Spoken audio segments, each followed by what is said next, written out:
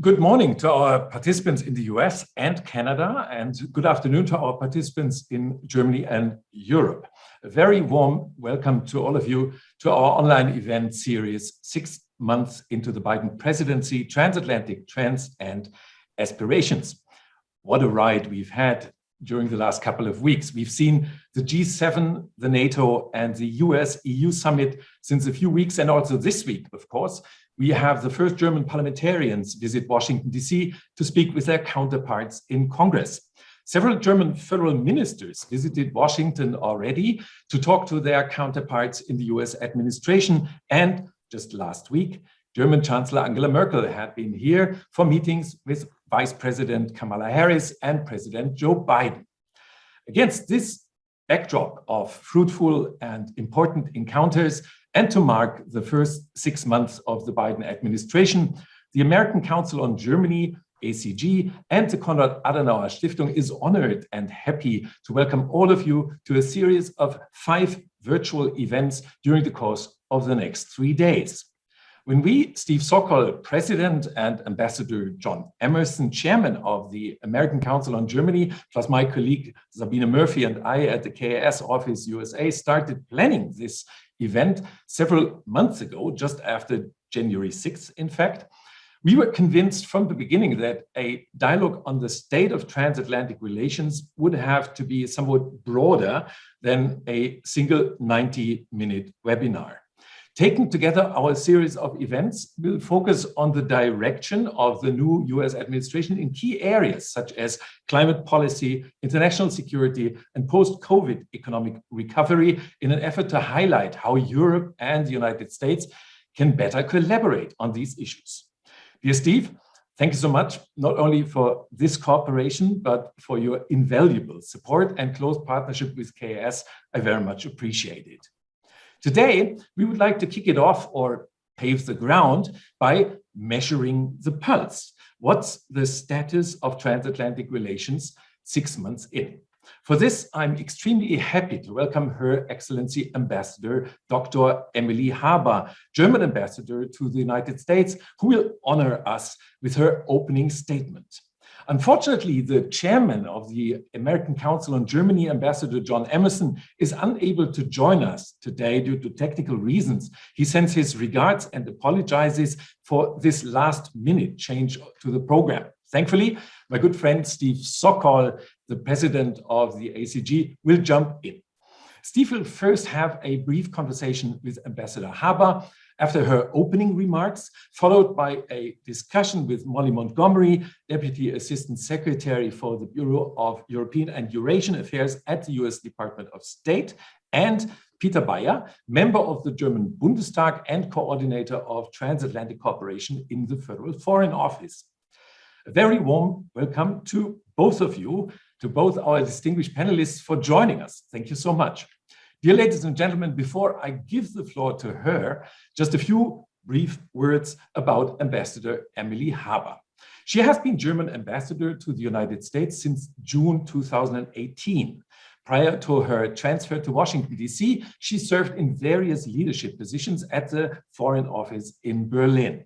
In 2009, she was appointed political director and in 2011, state secretary, the first woman to hold either post. Thereafter, she was deployed to the Federal Ministry of the Interior, serving as State Secretary in charge of Homeland Security and Migration Policy from 2014 until 2018.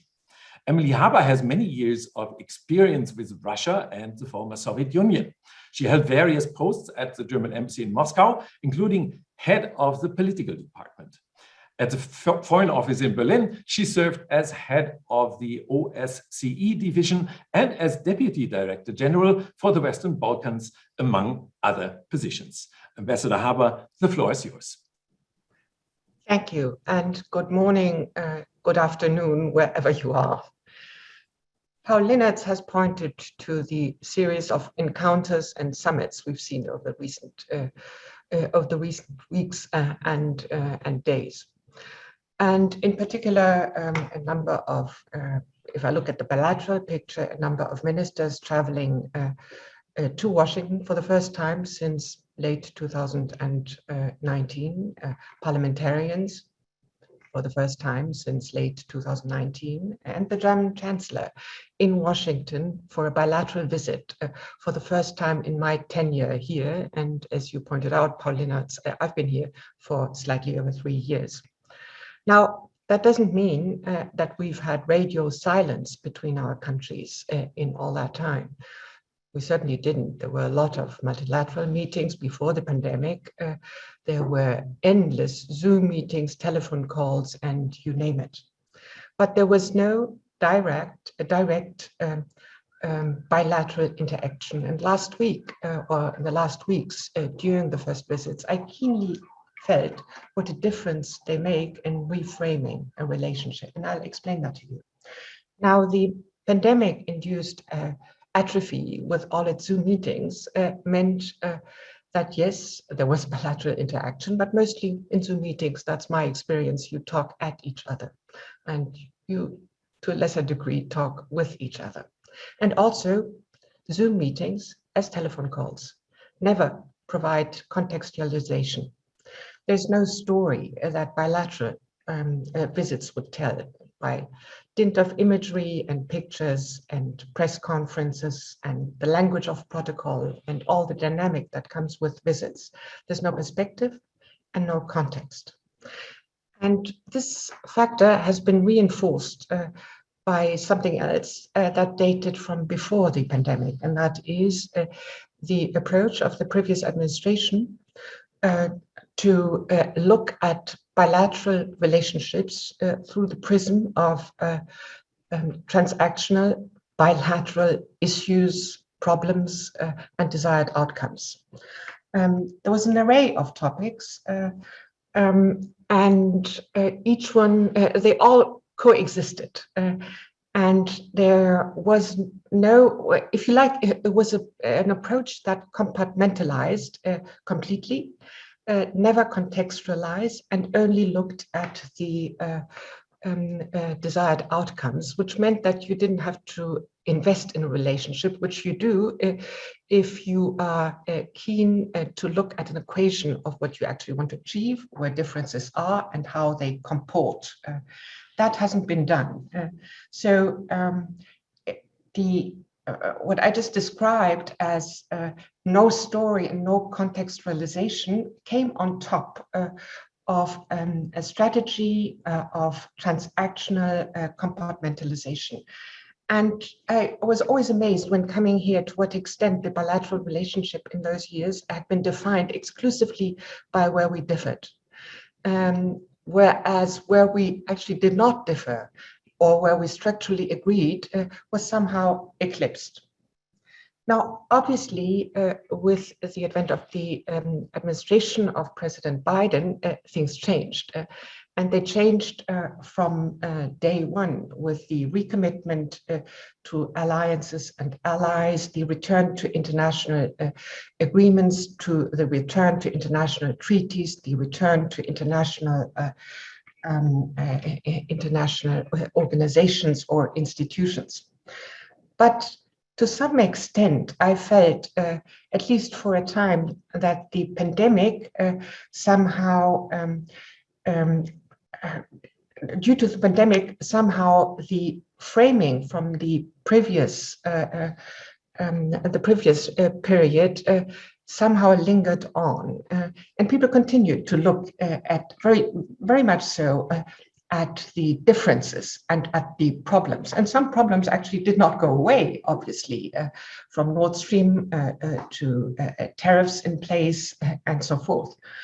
And both in Berlin and in Washington, there was at some stage, I may be wrong or I've overstated the case, but at some stage I felt there was a disconnect that came from the pandemic. It came from framing habits and focused on, or sort of exuded to some extent a slight disappointment that we were not back in a reset. And here is where all the visits and the direct meetings you've mentioned, Paulina, really made a change, because these visits were able to tell a new story, to tell or show a narrative of what we actually wanted the relationship to be and for what reasons. Basically, they reframed something that had been quite different over the past years. And the Washington Declaration is indicative of it. Obviously, if you ask me about what's in it, you will recognize many of the principles and elements of the Washington Declaration. It's recommitting to the democratic principles, to values, to European cohesion, a Europe free and in peace, to the transatlantic commitments, to NATO, to Article 5, etc. And none of that is new. But the recommitment comes after a time when the perception of what actually is our common ground had somehow become more fragile. And in reiterating the foundational pillars of the EU-US relationship, of the German-American relationship, of the transatlantic relationship within NATO meant something. It doesn't mean reset, but recommitting to what I think are the guardrails. We are re-establishing something which becomes important in an environment and in contexts that have massively changed. So reframing the relationship is also reflecting the necessary adaptation given massive geopolitical, geoeconomic, and technological change and challenges. Now, there are some elements in the Washington Declaration that actually point to it, and that is that are the most important disruptive challenges of our time. One is energy and climate, where we have to cooperate much faster than we previously have planned. And recent days in Germany are a case in point why this is necessary. And technology. Now, obviously, many would not qualify technology and technological change or technological races as disruptive forces, but I would make the argument that technology, frontier technologies, can actually have a huge impact on democracies. And they can have a huge impact on the conditions that are necessary for both innovation and regulation and regulations. As democracies, we share the views as to the limits and space and the objectives of technologies. And democracies and authoritarian states are pitted against each other in that.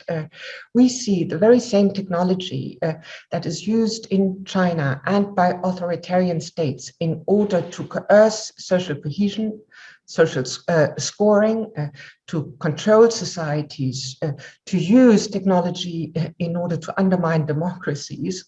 This very same technology that is producing more coherence and sense of purpose in authoritarian societies is used in Western, or can be used in democratic societies in order to undermine cohesion or to produce fragmentation. So my argument is that if we do not join forces in defining or conditions for innovation, because that again will define whether we are relevant actors in some 20 or 30 years. And if we don't join forces in trying to define and regulate the space, the limits, the purpose of technologies, then we are faced with an existential challenge. So for this, we have decided to alter the institutional and procedural setup by, for example, an energy and climate partnership, by what we call the Futures Forum, by an economic dialogue, because altering institutional setups or procedures will help to refocus in ways different. It will alter the dynamic, it can alter the ambition level, it will make us or help make us more proactive than reactive. So in sum, my argument is over the encounters and the summits over the past weeks, the European, the transatlantic, the bilateral ones, have reconfirmed our intention in a changed geopolitical and geoeconomic environment to take the lead in order to design common ground, in order to expand common ground, in order to expand our respective capacities to maximize the strength that we have respectively. And as we now face the multiple challenges from technological change, the pandemic, the economic rebound, we will be much better off if we proceed from common ground and try to expand common ground and confront and defend our positions collectively against those that in the changed geopolitical environment are trying to diminish or undermine them. So over to you, over to New York, Steve Sockel. Liebe Botschafterin Haber, dear Emily, thank you so much for setting the stage for today's discussion and indeed for the series of events that the ACG and Konrad-Adenauer-Stiftung are organizing this week. I can't think of a better way to get us started than hearing from you. I found it very interesting to hear you talk about the real importance of personal interaction and engagement, and how important the visits over the last few weeks in the run-up to the Chancellor's visit have been in trying to write a new narrative of what we want and trying to reframe the bilateral relationship, but also the overarching transatlantic relationship. And of course, this is particularly important when dealing with some sticking points, and there have been some sticking points, and you touched on some of those. But I thought, one of the points that you made about how important bilateral relationships are when it comes to dealing with common challenges. And so I'd like to maybe pick up on one topic that we really need to touch on today, which is the catastrophic flooding in Germany. And so before we dive into our conversation, I just want to express our condolences to those in Germany who are dealing with this awful situation. The natural disaster, of course, was unfolding in Germany just as Chancellor Merkel was in Washington, D.C., and must have really hammered home how pressing the issue of climate change is, as well as the need for international cooperation in addressing global warming. Can you talk a little bit more about the climate and energy partnership that President Biden and Chancellor Merkel signed off on last week, and how that might help deliver more cooperation between Europe and the United States? Yes, thank you. And thank you for your kind words on the flood catastrophe we've seen in Germany. Now, Stephen, there are always sticking points in bilateral relationships. We differ and we will always differ in size, in geography, in neighborhoods, in interests, and we'll have to figure out how to manage it. But over the past years, our relationship has been defined by sticking points.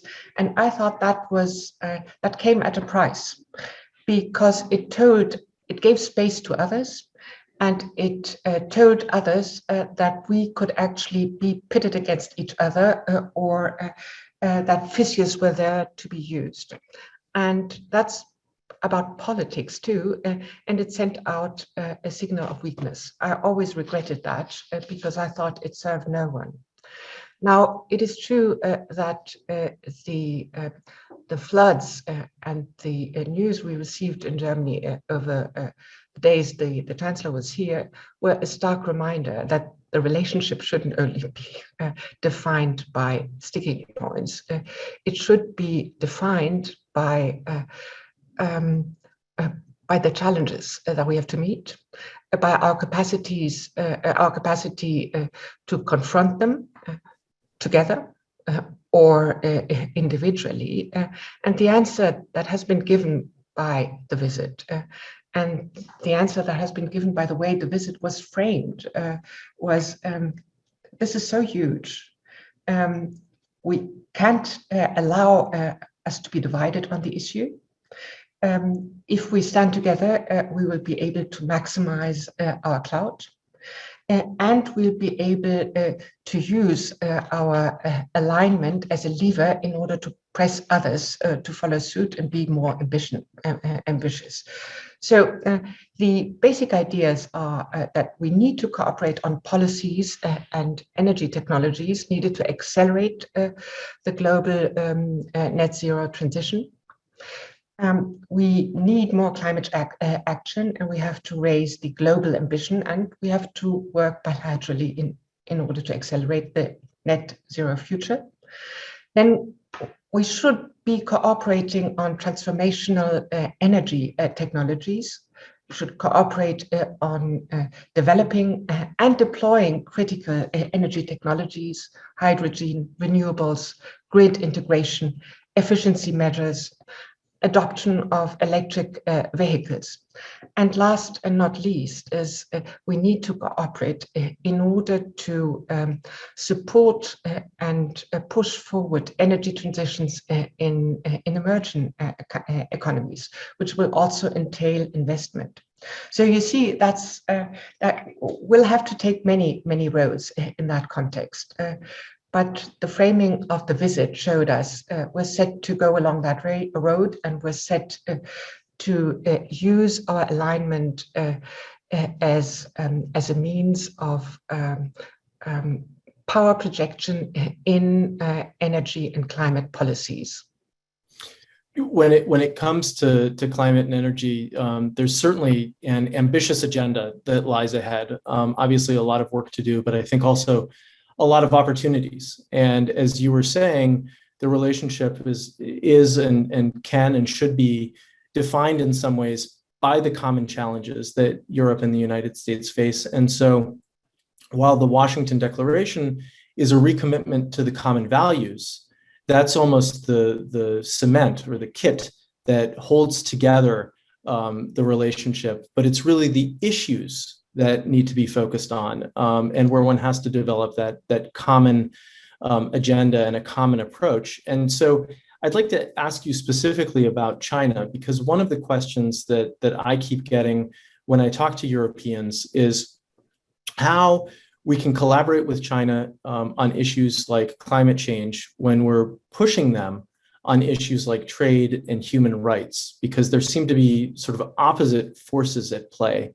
And so the question I would have for you as a German sitting in Washington is, what can the US and Europe do to show more of a united front vis-a-vis the multiple challenges emanating from China?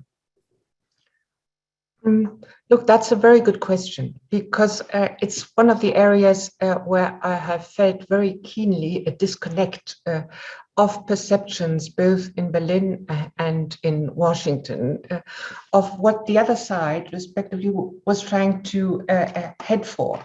And I felt that this disconnect actually eclipsed or overshadowed the huge common ground that is so overwhelmingly more important and actually in place.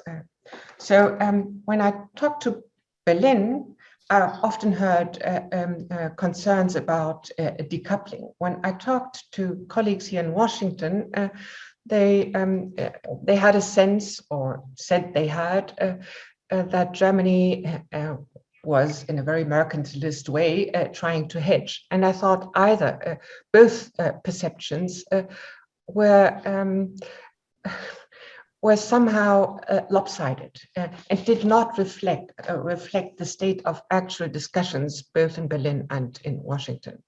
So you said opposite forces are in place. Well, that's what's called in diplomacy.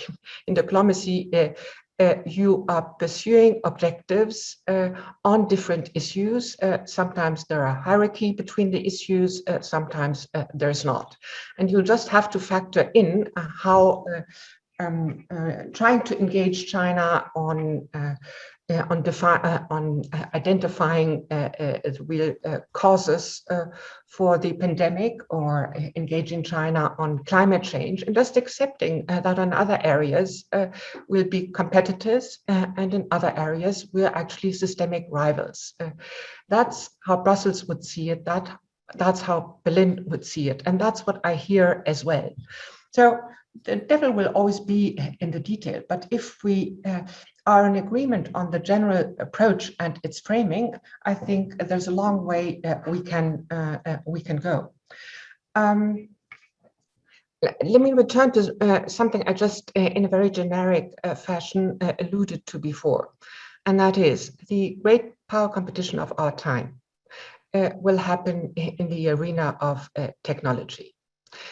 We've seen the changing geopolitical and geoeconomic context with the rise of China to a point where it is probably the country that can single-handedly, or is capable of single-handedly challenging or undermining the international rules-based order.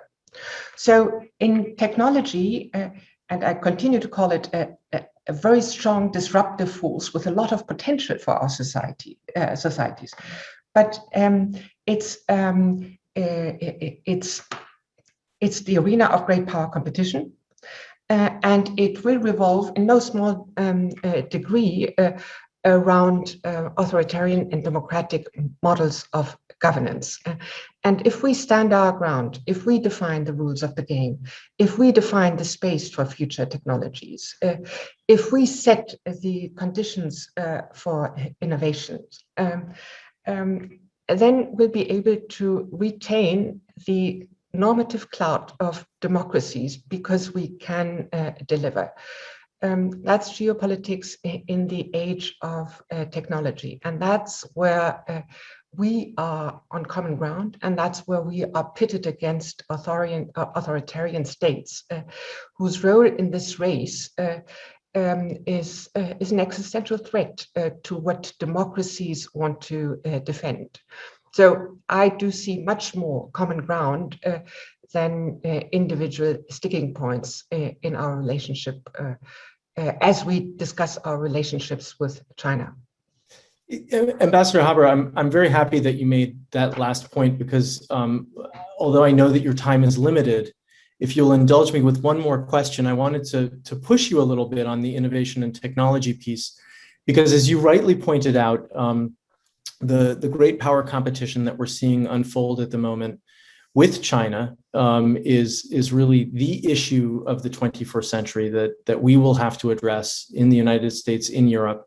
The description of China as a partner, as a competitor, as a rival is certainly one that different people have used, and indeed China plays each of these roles, but particularly in this field of innovation and technology, where we talk about defining and regulating the space in order to really show a united front between Europe and the US.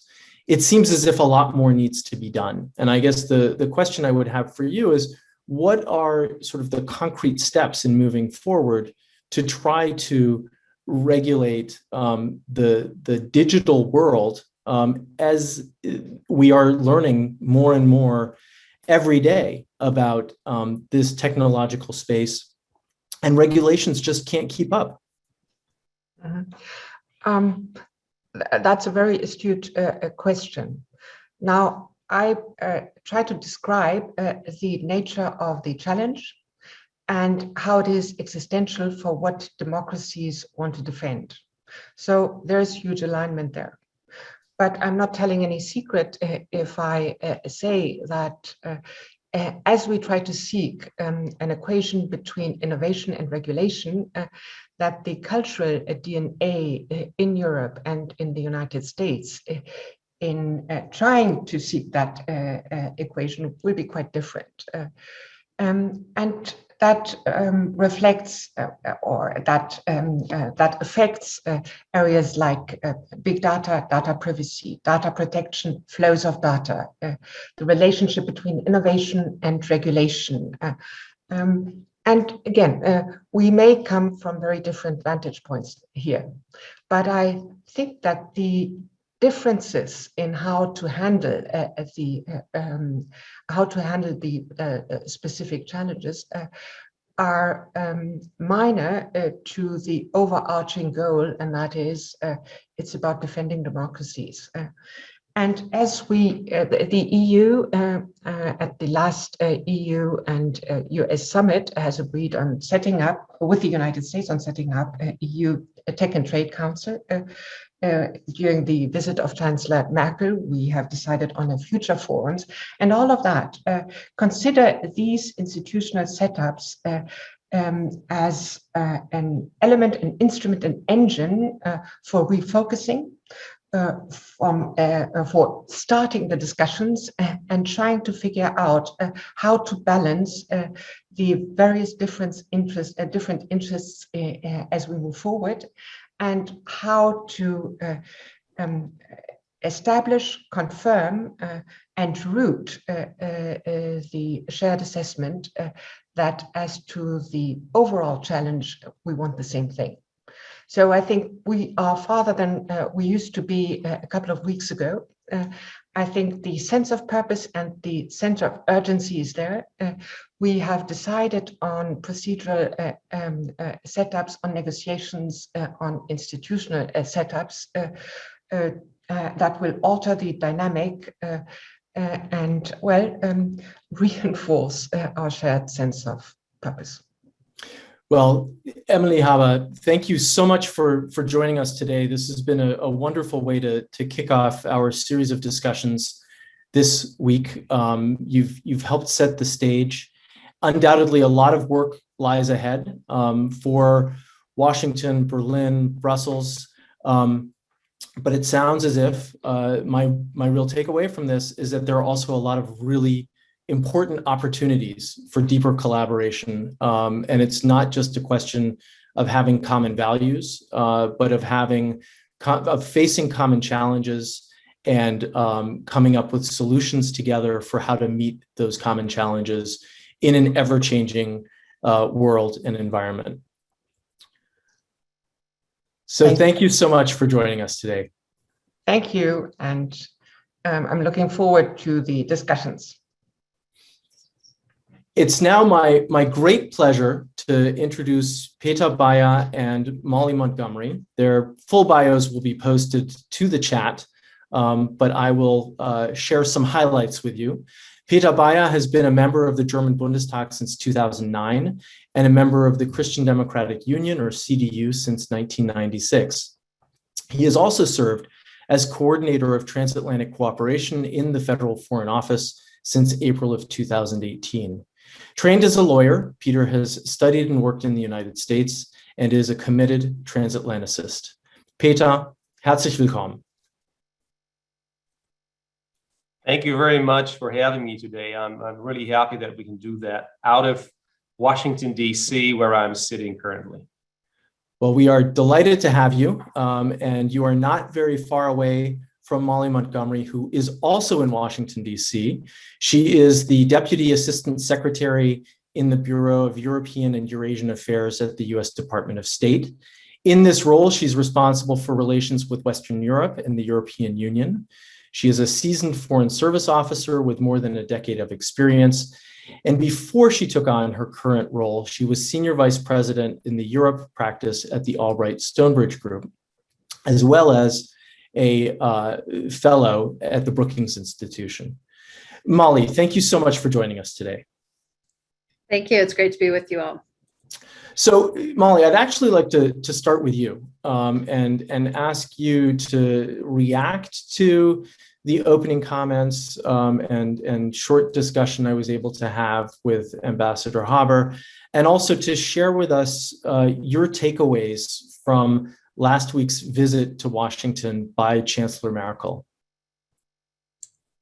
Great. Well, thank you. And thanks to the Konrad-Adenauer-Stiftung and the American Council on Germany for having us here today. It's a great follow-up to what has been, I would say, a terrific few months for transatlantic relations, and particularly with the Chancellor's visit for US-Germany relations. But to start with, I do just want to express my condolences about the tragic flooding in Germany and elsewhere in Europe.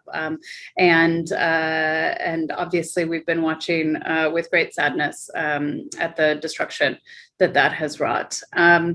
But, you know, I really, I couldn't have asked Ambassador Haber to tee up this conversation any better. I think she really hit all of the high points. But from the administration's perspective, from day one of our highest priorities has been rebuilding transatlantic relations, and not just with allies, and Germany obviously is one of our most important allies, but as well revitalizing and just raising the level of ambition in our relationship with the EU. And so it's been really a terrific last month or so with, as we've already discussed, the summits that we saw, the G7, but particularly NATO and the EU, and all of the really concrete outcomes that we've seen from the EU summit in particular. We mentioned the the Trade and Technology Council, and we can, I'm sure, talk more in detail about that later. A new high-level dialogue on Russia, any number of other deliverables that really, I think, just demonstrate that the administration and the EU, that we're committed to working together on all of these cross-cutting challenges that we face, whether it's COVID and the challenge of getting the virus under control and getting the world vaccinated, whether it's climate change and the need to really raise the level of ambition globally to reach net zero by 2050 and keep to 1.5 degrees Celsius temperature rise, whether it's China and the challenge to our democracies that we face from authoritarians, whether China, Russia, or others, and that Ambassador Haber described so well. And so I think that's really the foundation that we have laid in terms of just establishing cooperation on those issues and many others, and understanding the urgency that we face because of the depth of these challenges, the number of challenges we face to our common values, to our democratic institutions, to our way of life, and the need for us to work together to strengthen our democracies and our institutions and our economies, to pursue a sustainable recovery, and also just to make sure that we're delivering for our people and strengthening that rules-based international order. So, you know, I think what you saw from the Chancellor's visit was, first off, an opportunity to just recognize the leadership that she has demonstrated over the last 16 years, and especially over the last few years when the United States was not as present on the international stage. And it was very important to us to give her a send-off, a sense of appreciation that she really deserves from that leadership over the last, well over a decade. But second, to lay the foundation for the future of US-Germany relations. And you saw that with the Washington Declaration, which really laid out the areas where we hope to cooperate based on our shared values in the future. The ambassador mentioned the Futures Forum. We also have talked already about the Climate and Energy Partnership. There's also an economic dialogue that we're establishing. And so really, I think just a commitment to move forward in the US-Germany relationship on the basis of our shared values, and again, to address all of these challenges that we face. So for us, it was a terrific way to mark the end of the Chancellor's tenure, but also a new beginning in US-Germany relations. So obviously it's a long to-do list, right? When I listen to you and all of the issues that you outlined, which is really sort of the tip of the iceberg, and there are even more issues that you did not mention just now. If I think about some of the things that Ambassador Haber brought up, there is an incredibly long list of issues that need to be addressed. And as you pointed out, rightly a sense of urgency. Some of these issues are extremely pressing. Some of them are very time sensitive. And all of this happens against a backdrop of challenges to democracy and where democracies feel like they are under attack. And so I guess one more question I would have for you is sort of where do you see the priorities for US foreign policy at the moment, and where are the greatest opportunities to work closely with Europe, but particularly with Germany, to try to address some of these issues? Sure. Well, I think in some ways we don't have the luxury of being ruthless in our prioritization because we just face so many challenges that are so grave. We talk a lot about the 3 C's around here, COVID, climate, and China. But I think you've also seen that, our cooperation that we, after the last 4 years, where I think Ambassador Haber really described this atrophy that has happened in our bilateral relationship, and frankly also just the accumulation of bilateral irritants, not just in the US-Germany relationship, but in US-EU relations. We don't have the luxury of saying, we'll wait on these issues and, once COVID is solved or once the climate crisis is resolved, we'll address those later. And so while we obviously have a very clear focus on ensuring that we get COVID under control, that we get the world vaccinated, that we have a successful COP26 on climate, and that we strengthen our democracies and protect our rules-based international order against authoritarian regimes. We also are moving out on innumerable areas that may not be quite as visible, and working, as I mentioned, to try to resolve these bilateral irritants, to try to establish new forms of cooperation through things like this US-Germany Futures Forum.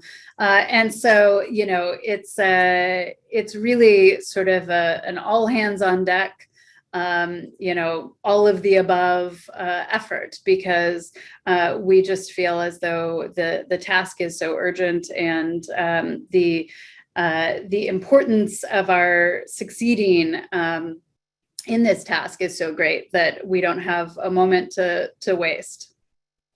Thank you. Thanks for that. Let me bring Peter Beyer into the conversation. Peter, there's certainly been a change in the tone and tenor in the relationship, and certainly between the Chancellor's visit and President Biden's trip to Europe and the G7, NATO, and US-EU summits.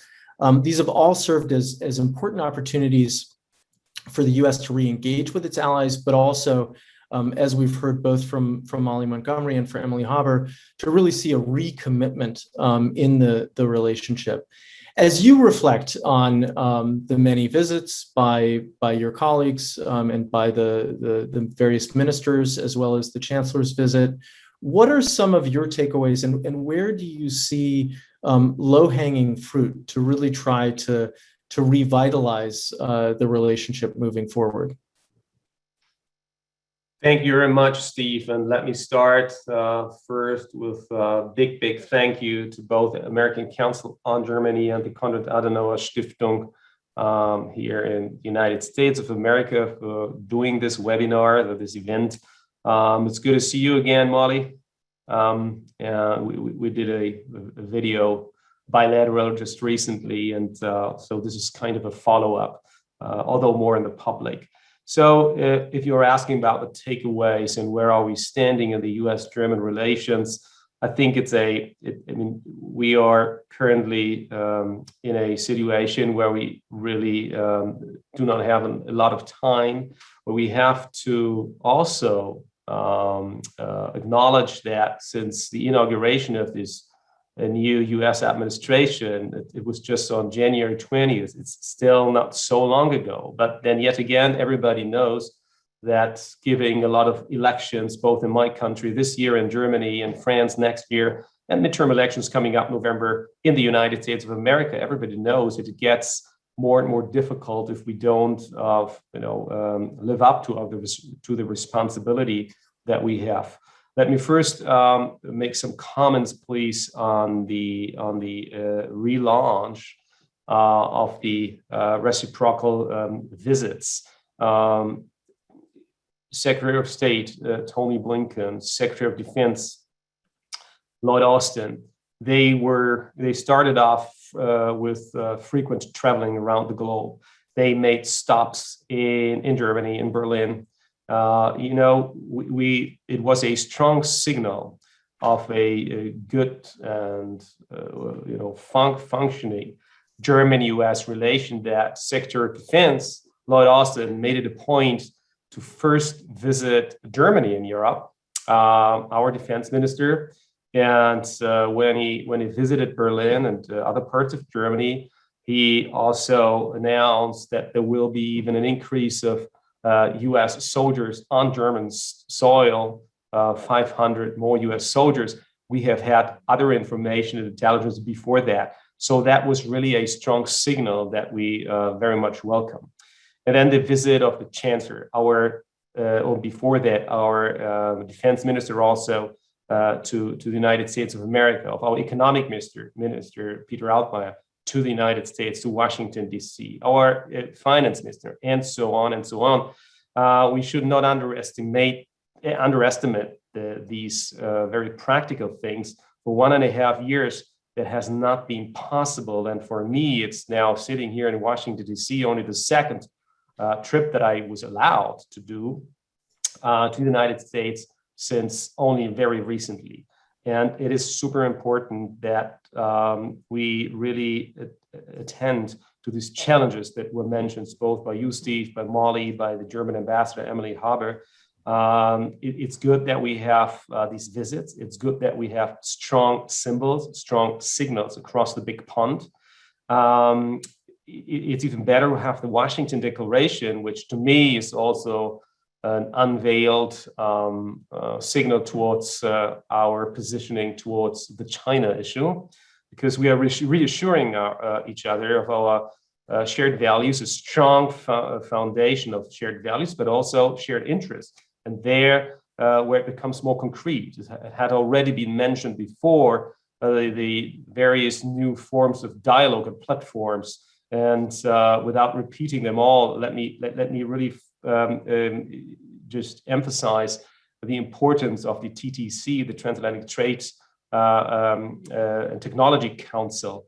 That, to me, should be one of the most central platforms between the EU and the United States of America to make a collaboration in future fields, sophisticated technology, trade, of the new transatlantic relations.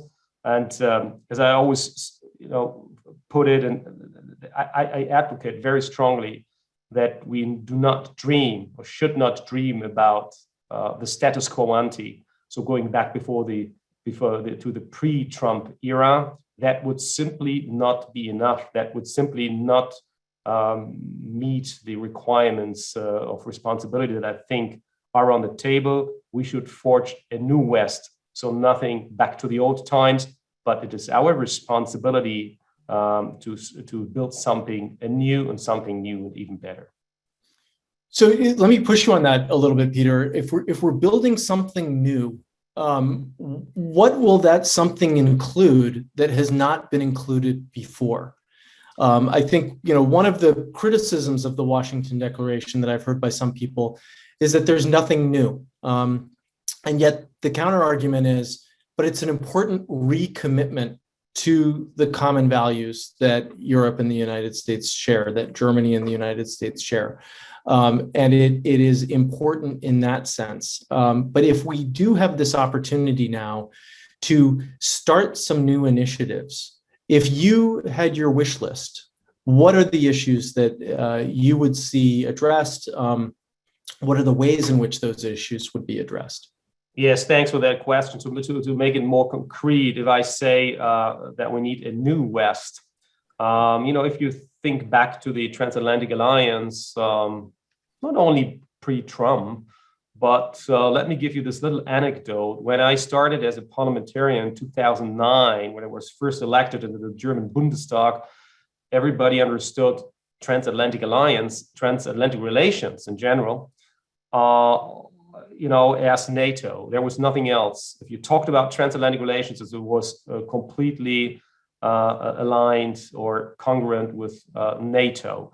So we were not engaging in our strategic approach as much as we should have done earlier to transatlantic trade and economic relations, and with regards to a closer cooperation in sciences and technology.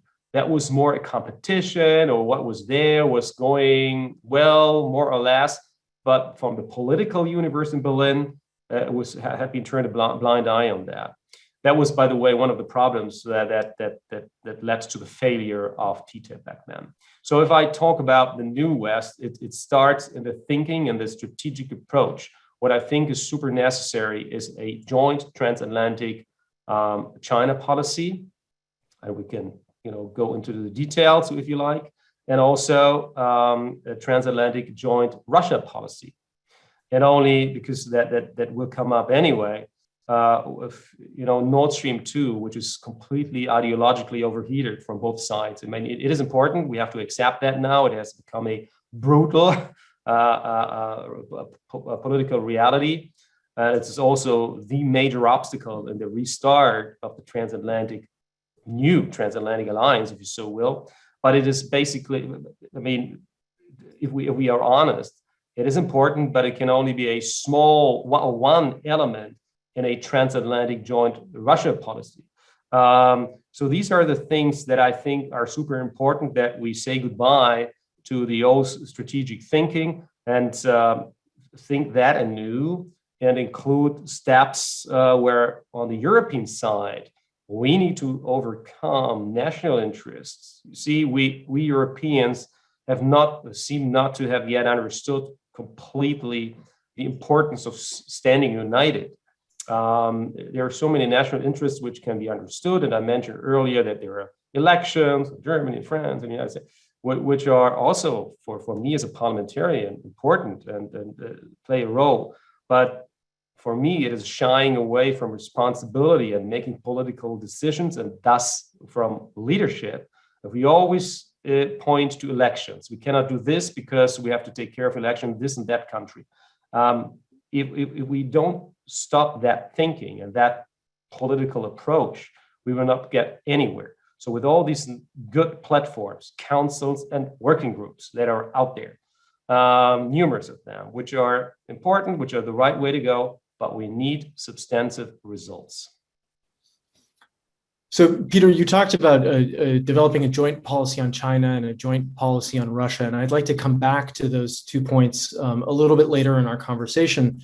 But each of you have mentioned the Trade and Technology Council, and so I'd like to maybe ask each of you, starting with Molly, how this can really serve as an instrument to strengthen transatlantic economic ties.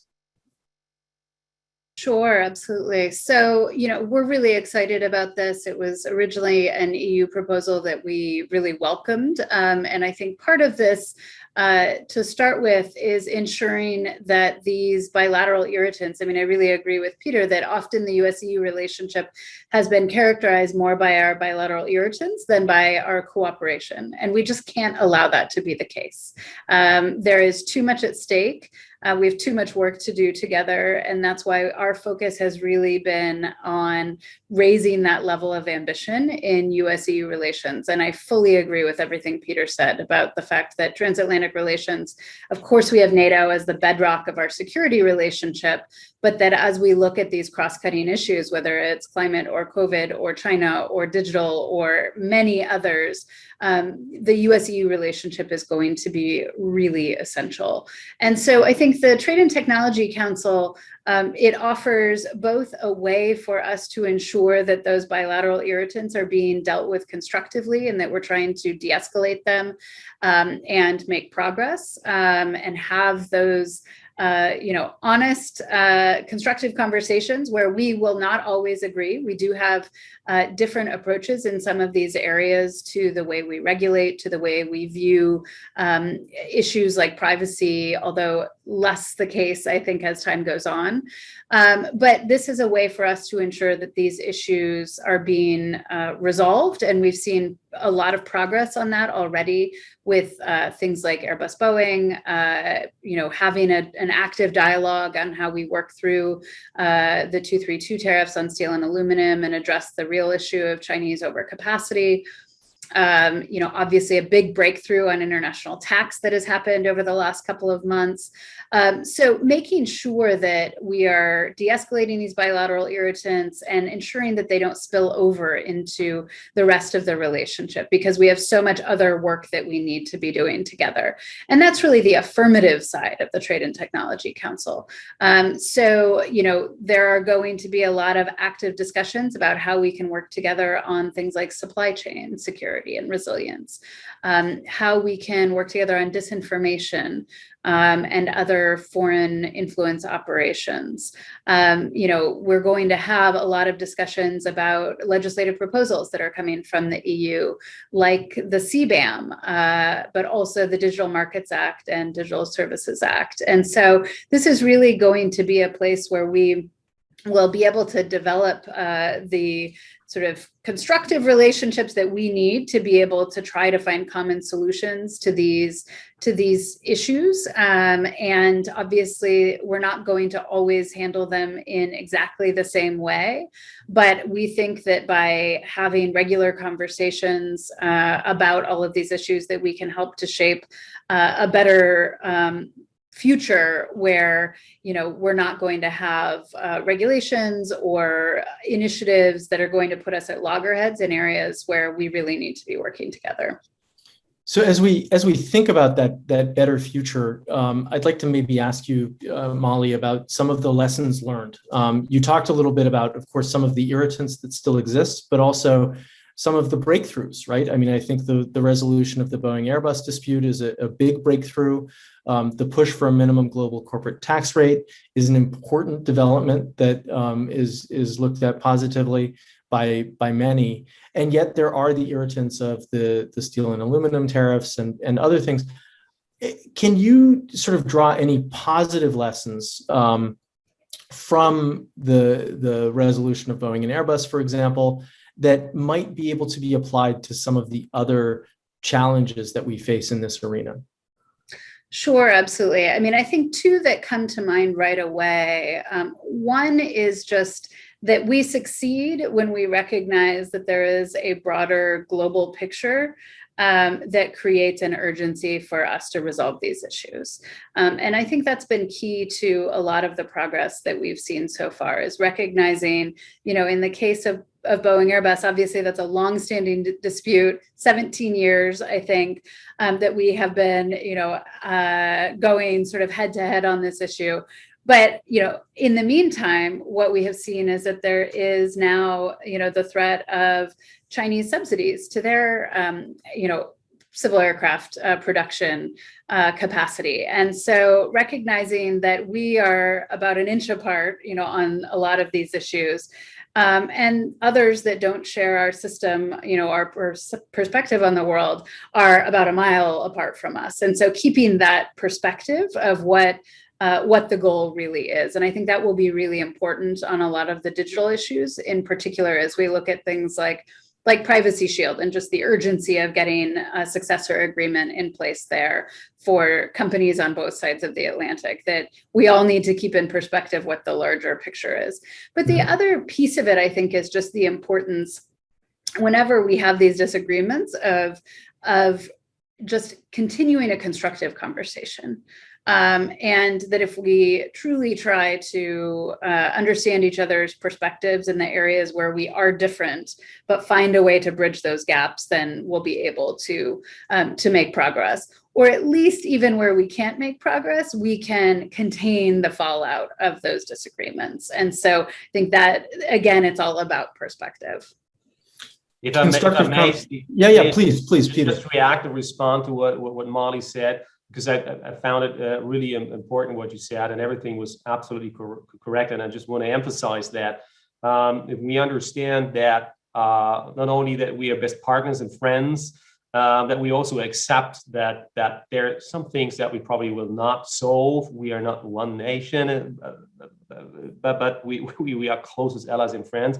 And it cannot be underestimated that we understand that, and that we understand that we have basically the same goal, which is strengthening each other. And there's a lot of benefit for each side of the big pond if we attend to the challenges, to the issues, and just do not give up on working towards common solutions. The privacy shield thing had been mentioned. I mean, this is something that is of utmost urgency for the business world. The free flow of data across the Atlantic causes a lot of uncertainty since the Schrems II European Court of Justice decision. I mean, this is going to be extremely complicated to find common grounds there that would be in compliance or would be completely accepted by the European Court of Justice with regard to data protection in the United States of America. But again, I mean, we know it's super important, and we are working intensely towards that goal. Nord Stream 2 has been mentioned before. It's not an easy thing. WTO, we're talking about the subsidies for the civil aircraft manufacturer of Boeing and Airbus.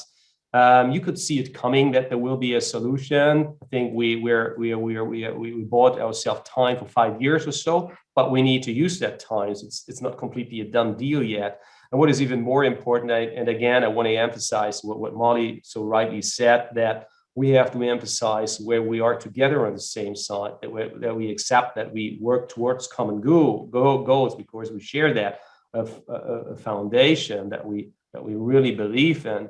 I mean, with that, if we agree on that, we can really,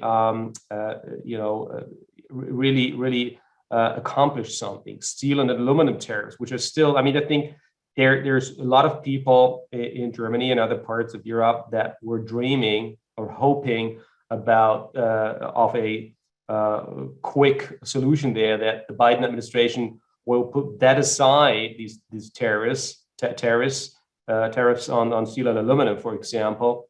But that seems to be much more difficult given the domestic situation, which we quite well understand here. But all these things, and you could add many more, reform of WTO to put a stop on the app use by China, and that an app use or misuse of the system cannot go away without any consequence. It needs to have sanctions. That is something that is very, very important, will take years to come forward, but we are working jointly together on that. And that is something we need to understand, and that gives us strength from this common understanding. So Peter, presumably something like the Trade and Tech Council can serve as an important forum for this kind of dialogue that you're describing.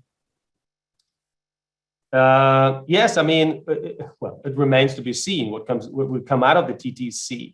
Molly quite rightly mentioned that it was going back to a proposal by the EU, and then there was this response, this counter proposal with comments and responses by the US side. We could see a slight shift from the trade side to more focus on the technology side.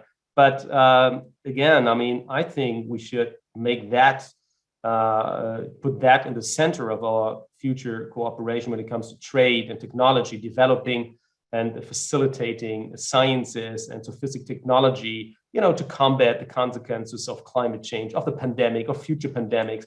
That is important, and talk about standards there. But again, it's nice to have that. Our job is to make something out of it. It's not enough to put that in place. People, our citizens, want to see results. Not today, not tomorrow, but we need a concrete agenda to make that our central platform for our transatlantic trade and technology cooperation. That is what I expect as a German citizen as well. Thank you, Peter. Switching gears a little bit, China has come up several times during our conversation today, and Peter even called for a joint China policy.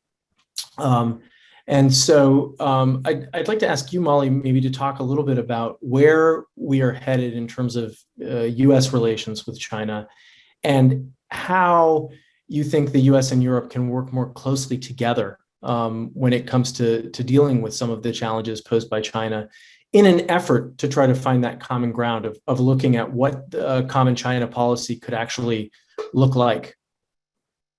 Absolutely. So, I think this administration has been clear that we have quite a similar perspective, actually, to Europe on China, in that our relations with China are very multifaceted. We obviously welcome the competition that China poses. We also will look for areas to give China an opportunity to cooperate on things like climate. And we understand that there will be times when our relationship will be more adversarial. But we are looking to find some balance in those relations, I think, as the EU has with its very similar description of China as a systemic rival. And I think we've seen really a huge convergence in terms of transatlantic perspectives on China over the last few years. Obviously, there will remain differences in some areas, and there will remain differences, within Europe among EU member states as well. And we are committed to working together, but also not to, forcing a choice between the United States and China on our European allies and partners. But we're really committed to working together to strengthen the rules-based international order, to hold China accountable when it chooses to go another way, whether that's on human rights violations like the genocide that we have seen against Uyghurs in Xinjiang, human rights violations in Hong Kong, other places. Or whether that is just pushing back against the economic coercion that we see, and trying to ensure that we have a level playing field economically. But we also know that China is essential if we look at climate change, for example, and maintaining or reaching our targets over the next couple of decades. So we have reestablished and relaunched, I should say, the US-EU dialogue on China. We had our first high-level meeting in May, which I was able to participate in with Deputy Secretary Sherman. And I think we found that there really is a huge amount of common work that we're starting to engage in. And this is on issues, across the board, again, from human rights to the economy, looking at things, some things that are clearly focused on China, but many things that we just need to do, again, to make sure that we have the tools, whether that's things like investment screening in place, that we have the shared perspective, that we've strengthened our institutions to face these challenges, and that we're defending our shared values and the rules-based international order. So we see that there's a lot of scope for cooperation here. We've had as well bilateral conversations with Germany on China, and it's a conversation we look forward to continuing to have with our allies and partners at the EU and national levels. And we just see that there's great convergence and a lot of concrete work ahead. Thank you. Thanks for that. Peter, some Europeans have been expressing concern about being caught between the United States and China. And I guess the first question I would have for you is how serious are those concerns? And when you listen to Molly outline some of the opportunities for closer transatlantic cooperation, is she honing in on the same issues where you think there could be a common China policy, or are there some additional points that you think are worth mentioning?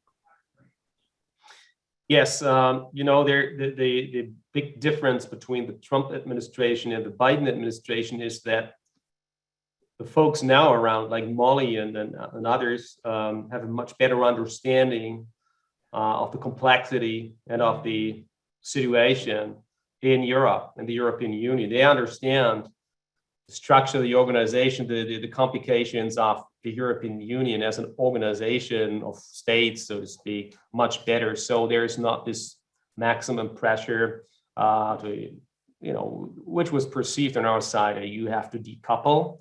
And that was not only with regard to technology, but it was much more that put us really into a difficult position over in Europe.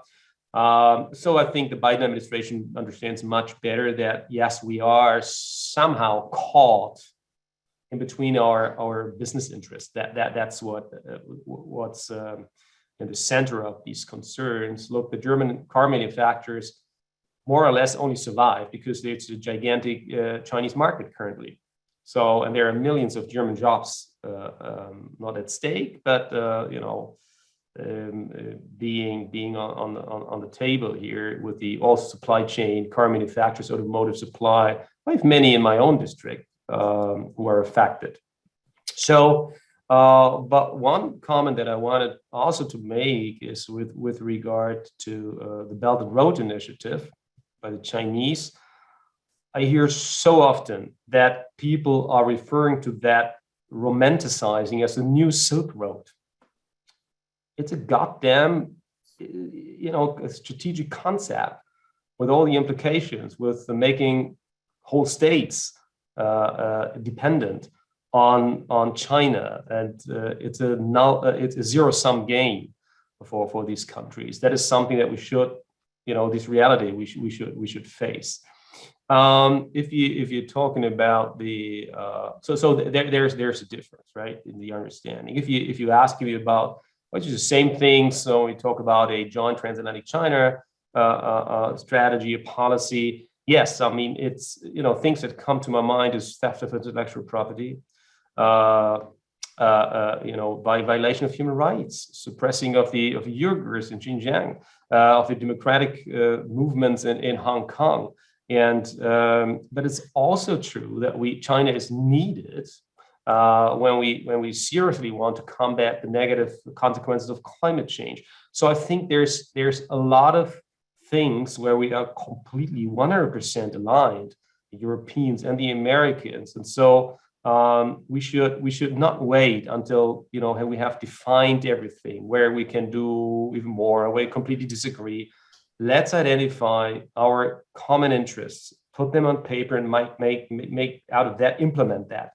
But one thing that can be easily done, and has been done in part already, is public diplomacy, joint public diplomacy. So the US president and the EU Commission president, or the German chancellor for that matter, do public statements that send out a strong signal of a Western alliance. And in part, I see that already in the Washington Agreement, where again, I mean, I think I said that at the very beginning. To me, is directed towards China without mentioning that, but also with regard to Russia. And if you ask me, is there something additional that I could think of when it comes to common interests towards China? Yes, cyber. Cyber is something that is also true with regard to Russia. The ransomware. U.S. administration or the United States business is suffering heavy cyber attacks originating from China. Yes, also from Russia. Probably supported by the Kremlin, if not initiated. So these are things that we could agree on how to implement that. Also with regard to technology, I don't know. I'm not an expert on that, but politics certainly is something that could jointly address these issues, and also talk of consequences. These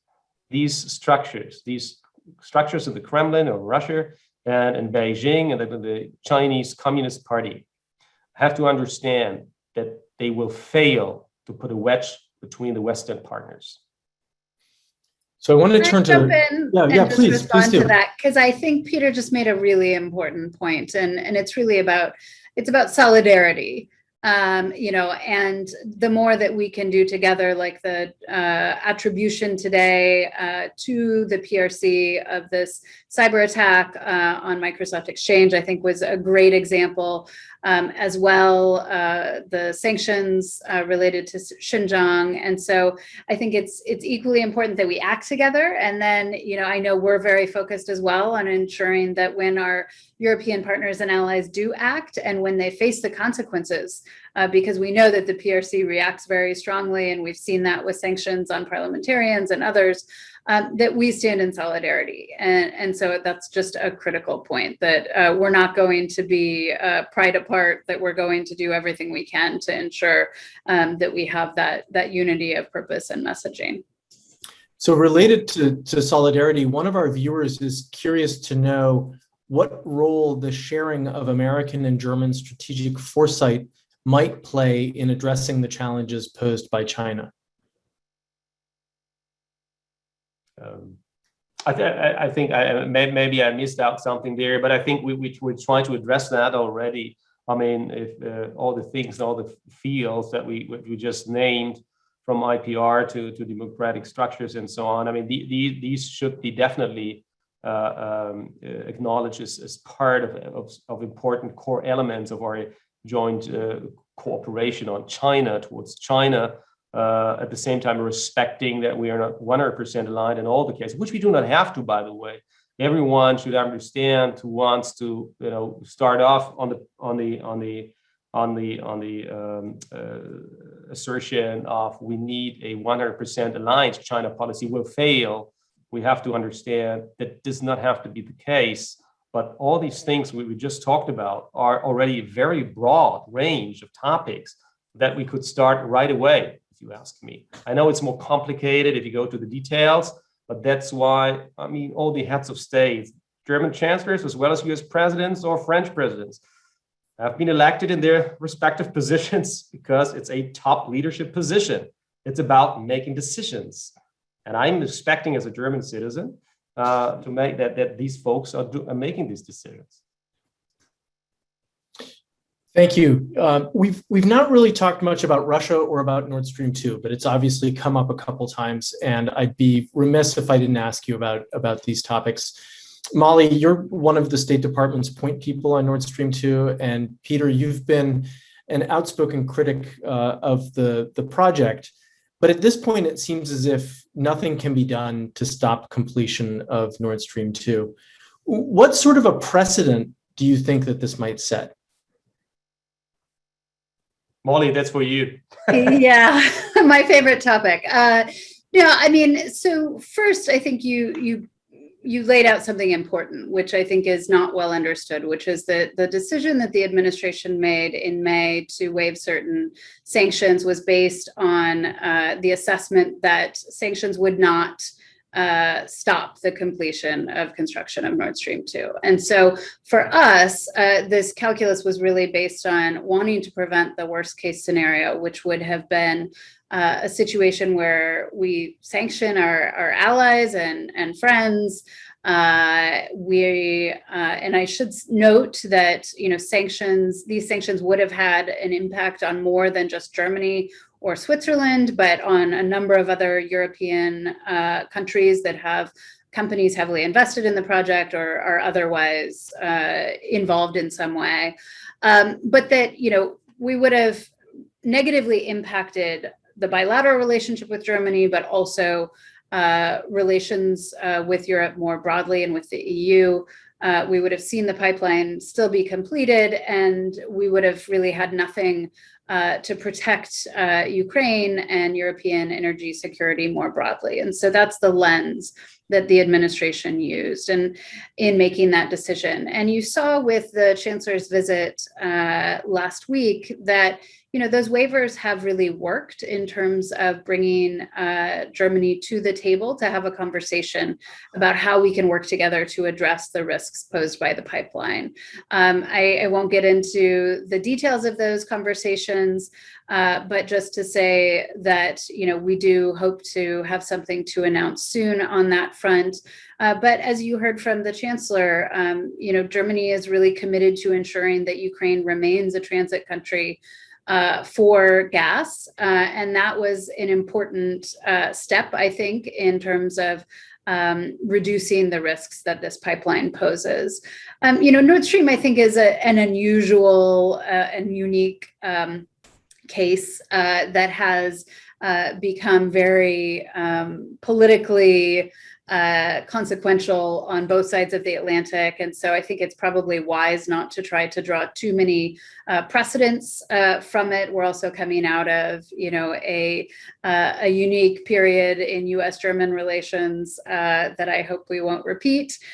So I would just say, I think that our position on Nord Stream 2 has really been trying to, follow the president's commitment to rebuild relations with our allies, while also trying to address the root issues that we have with this pipeline. And we do remain opposed to it. We think it's a bad deal for Ukraine and for Europe more broadly, and for European energy security. And so our focus really is on trying to find ways that we can help to build a more stable, secure, sustainable energy future for Ukraine and bolster energy security in Europe, and make it clear to Russia that the use of energy as a weapon, which is why we're all concerned about Nord Stream 2, is just simply not acceptable. And it's something that the United States, will impose costs on Russia for, but that also that we will work with Europe to do so jointly.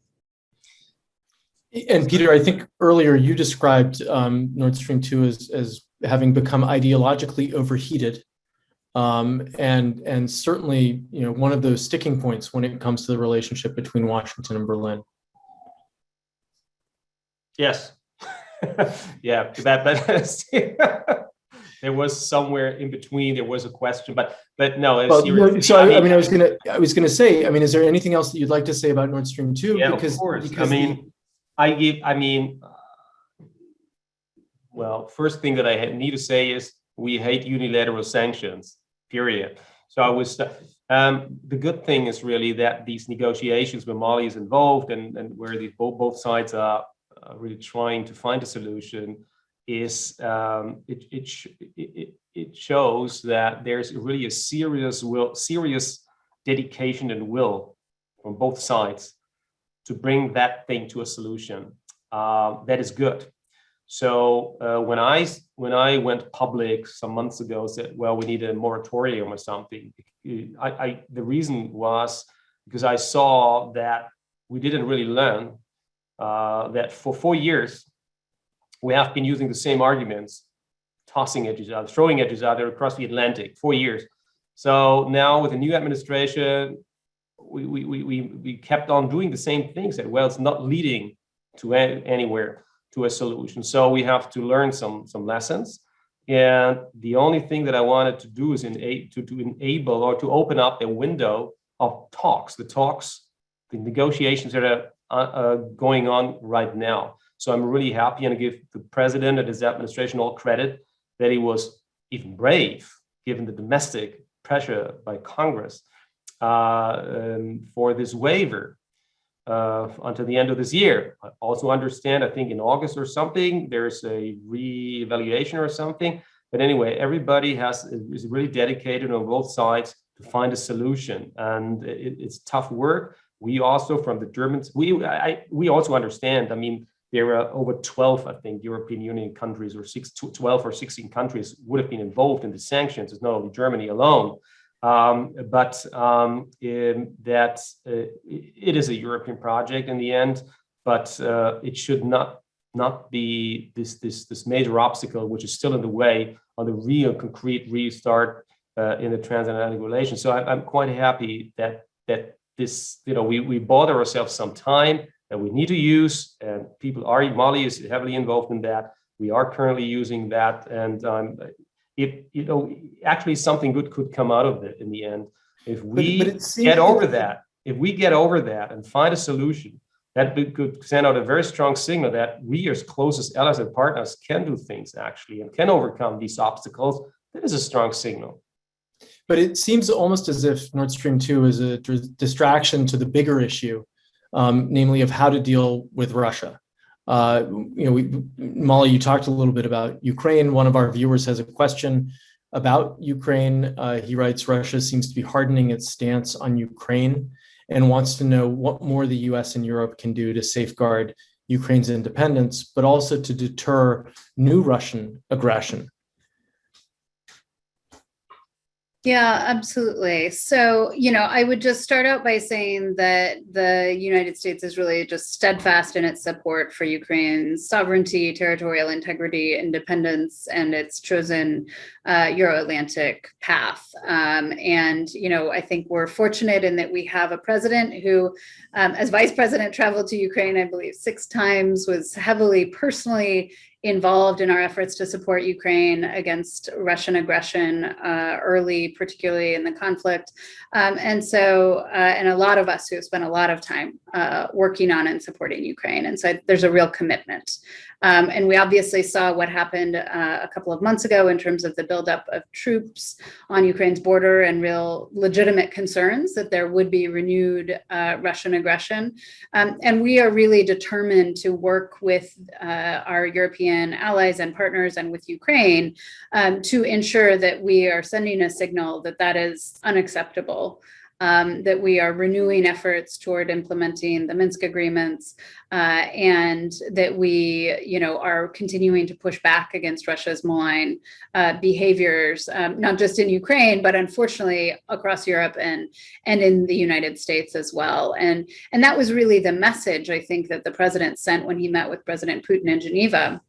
That obviously we would like, and we think it's in all of our interests to have a more stable and predictable relationship with Russia, but that's up to Russia, and that there are absolutely costs that we will impose if we see continued Russian aggression or malign behaviors.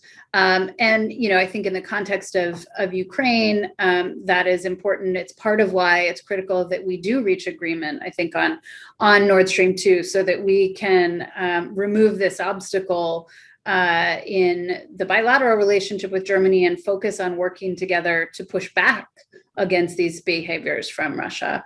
It's also why we established the US-EU high-level dialogue on Russia, because we want to ensure that we are having regular conversations about measures that we would look to put in place if Russia does engage in an escalation of its aggression in Ukraine or in other malign activities. And so that's something that we just announced at the US-EU summit, and we'll be looking to get up and running very quickly. I should say that we've long had very constructive conversations between the United States and the EU on these issues, and obviously coordinated our sanctions very closely. But we do think it sends an important signal that we're codifying that into this high-level dialogue, because we are committed to working together on this issue and to pushing back.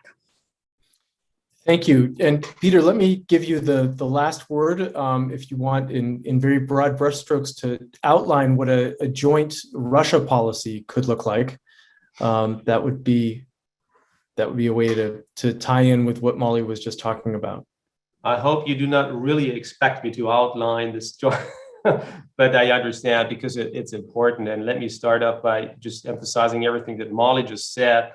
The chancellor herself, for example, talked with Putin about giving him this getting from this guarantee for the Ukrainian pipeline grid, whatever his word is worth, right? So it's good that we joined forces there to do even more for Ukraine, and we also support the territorial integrity and all of the above that the US side is doing. So I think we're not so far apart from each other there. So if you ask me about how could that look like a transatlantic joint Russia policy, it certainly should have as one element, yes, the energy issue, but certainly security aspects, including cyber. There are some overlapping with NATO. We have to, cannot exclude the Russia topic from NATO. I think everybody needs to understand we need the nuclear sharing, and all these fantasies about, in German politics about we don't want the Americans and we don't need nuclear sharing are stupid, because their missiles are completely directed and targeted to future battlefield Germany and not to the other side. It's as simple as that, and it's concerning. So that should be there. With regard to getting back Russia on the international stage is something I think we both want. But sometimes I think it's an insult to the proud and Russian people, if we always talk about Russia, it's basically the Kremlin that we're talking about, and the Putin nomenclatura that we have to understand. But this guy is super influential. But this system has its weaknesses, as we well know. They're super dependent on all their oil and gas supply, and that is a weakness that we have. We invested heavily in their military forces, and we have to understand that. And so we also have to send very concrete messages that the chancellor, by the way, in the press conference in Washington, D.C. some days ago, addressed. If the Kremlin is not playing by the international rules, that it will face consequences, at least a joint addressing by the transatlantic partners. That is something that we need to understand. Well, I want to thank you both very much. Molly Montgomery and Peter Beyer, thank you for this conversation today. As we've heard, beginning with Ambassador Haber and in comments that each of you have made, it is incredibly important that this kind of dialogue take place and that we have opportunities to exchange ideas. And hopefully we'll be doing that more and more in person in the weeks and months ahead. And I look forward to connecting with both of you on other occasions as well. But this has been a great conversation. And on behalf of both the American Council on Germany and the Konrad-Adenauer-Stiftung USA, I want to thank both of you and Emily Haber for joining us today. I'd also like to thank our viewers for participating today and for weighing in with interesting questions. As I think our viewers know, this is the first of 5 events this week that will assess the transatlantic relationship 6 months into the Biden administration. And we hope that you'll join us tomorrow for panels on security and climate, and on Wednesday for panels on infrastructure, investment, and trade. But for now, I just want to thank the two of you for this fantastic conversation. Thank you both very much. Thank you very much, and thanks to the wonderful teams of CAST and ACG who are behind the scenes, making that possible. Thanks, Molly. Thanks, Steve.